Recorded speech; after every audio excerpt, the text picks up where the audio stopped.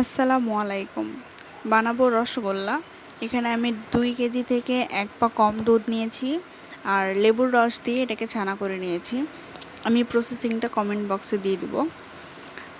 তারপরে হচ্ছে আমি এখানে একটা ছাঁকনির ওপরে একটা কাপড় দিয়ে তারপরে এটা ছাঁকছিলাম, কিন্তু দেখলাম যে পানি পাস হচ্ছে না। পরে কাপড়টা সরিয়ে আমি ডিরেক্ট ছাঁকনির ওপরে ঢেলে দিছি।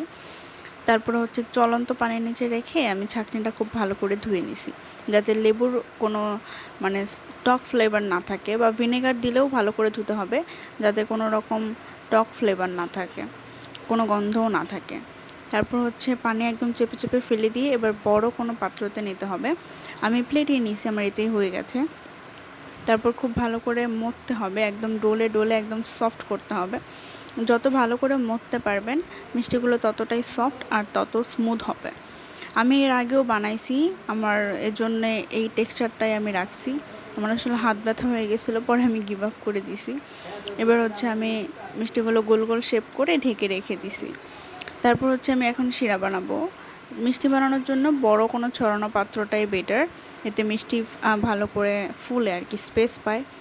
পরে আমি হচ্ছে চায়ের কাপেরই 1 কাপ চিনি আর 3 কাপ পানি দিছি, আর 3টা এলাচও দিয়ে দিছি সাথে। তারপরে আমি শিরাগুলো যখন বলক চলে এসছে আমি তখন মিষ্টিগুলো ছেড়ে দিছি, আর 10 মিনিট হাই হিটে না ঢেকে এভাবেই কুক করেছি মিষ্টিগুলো। তারপর যখন একদম ফুলে একদম বড় বড় হয়ে গেছে, পুরো মানে হাঁড়িটা একদম ভর্তি হয়ে গেছে, তারপর আমি ঢেকে দিছি আর আঁচটা কমিয়ে দিছি।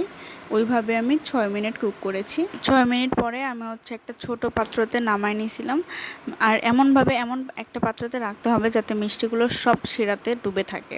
তারপর 2-2.5 ঘন্টা রেখে দিতে হয় যাতে হচ্ছে মিষ্টিগুলো ভালো করে শিরাগুলো সোক করে।